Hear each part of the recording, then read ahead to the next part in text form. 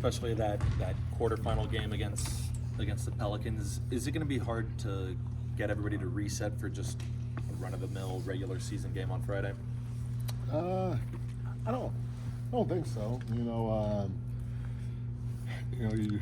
don't know. You lose 2 in a row, you lose 3 in a row, and you get down. Sometimes you lose games that you think you probably should have won. You get down, and you just gotta keep moving forward. The season's a long season. You should never get too high or too low throughout the course of the season because it's so long. So I think our guys are competitive and they wanna play the right way and all that other stuff. So I think that doesn't necessarily mean we're gonna go in and kick Phoenix's ass or get a win, but I think the guys are ready to get going with the season. The fact that you are playing a Suns roster that's just loaded with talent, does that make it a little easier to get their attention? Maybe. I've never really looked at it that way.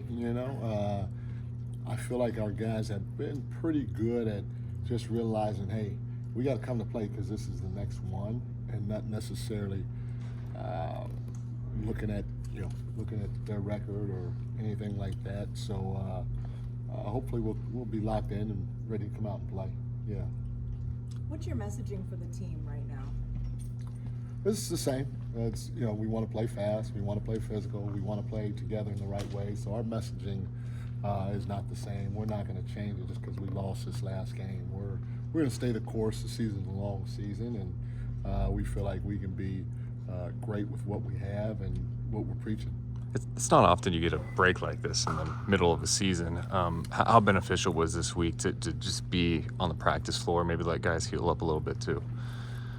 It's good. I guess I don't really look at it as a break. From playing games, I guess.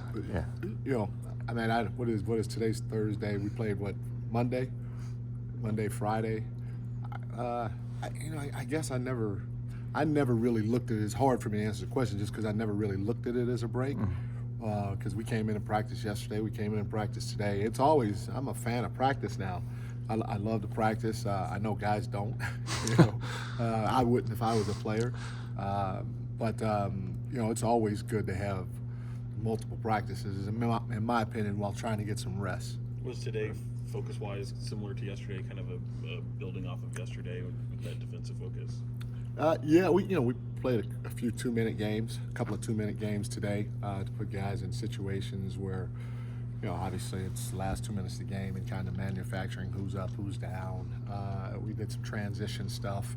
And then every day we try to focus on the details of what we think is going to help us be better as a unit defensively. So, every day we hopefully build, but, I've said this before, sometimes you're going to take 5, 6, 7 steps forward, and you may take 1 or 2 steps backwards, and hopefully it's just a 1 or 2, and it's not 3, 4, 5, 6, at a time, which can happen. And when it does, that's part of what a season's about.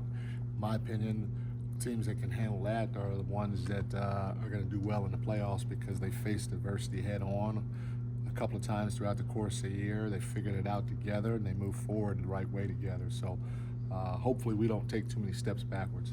It seems like focus on defense the last couple of days. What adjustments are you having to make at practice when it comes to the missed closeouts, the small box outs? Is it mostly film oriented, or is it more you're doing it out here too? No, it's a combination of both. Now we showed them film and showed them the areas that we felt we had or our controllables, stuff that we had control over, and where we didn't. And then you just stress it out here. There's small details that you stress throughout the course of the year. But don't get me wrong. Like, we didn't just have a defensive practice. It was still both. But we have to be better defensively. The last 3 games, I showed our guys. Even the Nuggets win. You throw the Nuggets win in there. In the last 3 games, we're giving up 125 points a game on 54% from the field, and and the defensive rate is not good. And so all those things, if you were to take those 3 games and quantify with the current rankings for the year, we'd be dead last, I think, in all these categories except for one. And we can't do that. We have to be better than that. And we had gotten as high as 13th at one point, And I know it's a small sample size, but it's a small sample size both ways. You can only go with what you have. So we have to be better. And I'm one to try to address anything that I think can help us going forward. And right now, even including the win against the Nuggets, our defense hasn't been good. Do you think your defensive shot profile has been okay? Like, it seems like you guys are not giving up too many corner threes or at the rim looks, but they're still going down at a good rate. Yeah, and that means that our closeouts have to be better, and we're trying to find the fine line of getting guys off the line and still trying to stay in front. The one thing that we can't do and we have a habit of doing is closing short. Like if you're a hot shooter, especially at our size, if I stop here and let you shoot the ball and then I contest, well, if you're Trey Murphy at 6'10", which there are a lot of guys that are 6'10", he's probably gonna shoot through you. It's normal logic. A smaller guy stopping short, trying to contest a great three-point shooter.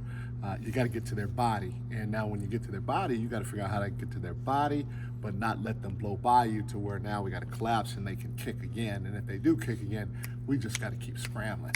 Now all bets are off. You got to talk, you got to communicate, you got to fly around, contest, and try to limit them to one shot. And so, trying to emphasize that has been something that we've done all year, but we put a little bit more emphasis on it the last couple of days. So you're not a fan of those flyby, like jumping contests? No, that's a great point. Now, if the distance is such that I can't get to your body, then jump in the air. Does that make sense? If the distance is such that I can get to your body, there's no reason for me to jump in the air. I just need to get completely to your body to where my chest is basically touching your arm. Not here, because if you go here, what's going to happen? You just go up as a foul. So my chest, but has to be here on the closeout. And we have a habit of going here and then jumping. And if you watch our guys go here and then jump, that's not a great contest versus guys like Steph and Kevin Durant and Book and Austin Reed, great three-point shooters. You can't do that, not at our level. So we have to do a better job of closing to guys' chests while trying not to let them drive by us. And one more time, and like I said, you jump in the air. If I'm so far and I can't get to your chest, now I'm jumping in the air and hopefully landing in front of you and still being able to cut you off. What player on your team would be a good example of that? I'm just saying, I see Keegan. I just watched the game. You trying to get me to call my guys out? No. You tell me. I see Keegan doing it a lot. He's an example to me. That same example, getting his chest up in there and then moving back. Now and I'm not saying Keegan doesn't do it, but there's a different. One of the things. No, I'm saying he does it. He does it. So I'm going to explain to you. Keegan does a nice job of guarding the ball like that. Does that make sense? Mm-hmm. Davion does a nice job of guarding the ball like that. I'm talking on a closeout. There's a difference between already guarding the ball, putting your chest on it, and being in a help position. Now the ball gets kicked or swung, and now I got to go close out to a guy's chest. You know what I'm saying? And I'm not saying Keegan's not doing it right, but that's what you have to look for is a closeout situation. How do guys close out? Do guys close out here? And versus a hot shooter. And I coach Ben Wallace, and he may come looking for me. Ben, I really love you. Please don't come looking for me because you could probably beat me up. But if I'm guarding Ben Wallace and I'm in a help position and Ben Wallace is at the three-point line, the ball gets swung to him, I'm going to stop here. I'm going to let you shoot it, and then I'm going to contest after you shoot it. Does that make sense? Mm-hmm.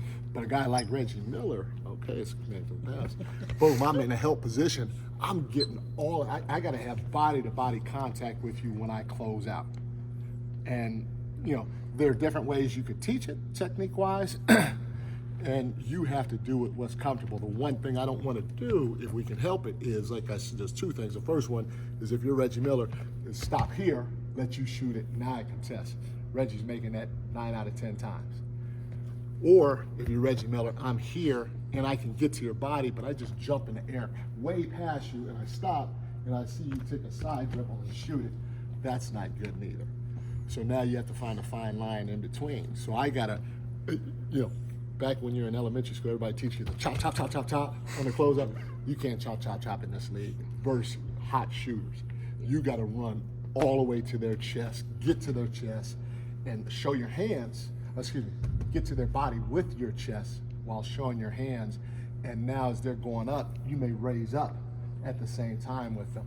Does that make sense? Okay. So how big of a deal is it then having these guys, your guys, making sure that they're doing their homework, understanding personnel the right way, even when there's only a certain amount of games or a certain amount of time in between? Is that on them, or are there certain coaches that are also like tutoring that in between games as well? Like, you got to know that you got to chop your feet on this guy, or you got to know you got to run through on this guy. Like, who is that on the player, or is that on the coaches helping? No, it's on both. It's on everybody. And we drill it. We watch film on it as a team. Yeah. We drill it as a team. We also show individual film on it to our guys. You see our guys a lot of times before a game sitting with one coach watching film. And now, not all the clips are on that, you know, but maybe one may be on it. And then on top of that, we also show individual edits, and we list who's hot during shoot around. And then we send the players individual edits on everybody we're playing. So there's a lot that goes into it, and it's not just a scout report here, figure it out. No, there's individual tape that we watch on the players as a group. There's individual tape that's sent to the guys on an app that they can pull up any time of the day, 6, 20, 50 times a day if they want to. Sorry about that. But it's pretty in depth with what we try to go through in order to help the guys out. But at the end of the day, some of it is on them to take advantage of it, because reality of it is some guys don't like to watch film, you know, on their own. So. Made you Can work you today, see huh? who's logging into the app? I don't know. Can you see who's logging into the app? Yeah. Yeah, I'm not going to tell you. I wasn't even gonna ask. Just a real Last quick, one, guys. Just a real quick. Yeah. How much time do y'all spend watching film today, or does it just vary? In terms of me compared to Jordy, like No, I'm it just talking about varies. the team. Oh, no. So, like I said, we after a game, we'll watch anywhere from 8 to 15 offensive clips and 8 to 15 defensive clips after a game as a team. And then game day, we'll watch what may amount to 20 to 25 individual clips. So, like, you know, one of our coaches would have already gone through it, and we'll start with the point guard. We may show 3 clips on the opposing point guard, 3 clips on the starting 2 guard, 3 clips on the starting 3, and then, you know, as the backups, we may show 1 or 2 clips, whatever their strengths are. We'll show 8 to 10, 8 to 12 defense, their offensive clips. Does that make sense? We'll also show 8 to 12 things that we think that we could take advantage of them on the offensive end, our offensive end of the floor. Then we'll also do the same thing before the game, but not show the individual player edits to the guys before the game. And then even before the game, our coaches will sit down individually with the players and show them tape. So and then they have all this they can access on the app. So there's plenty of film that they can watch. We try not to show, like I said, more than 15 offensive clips and 15 defensive clips per film session, because that can get pretty lengthy, and you don't want to do that. Okay, thank If you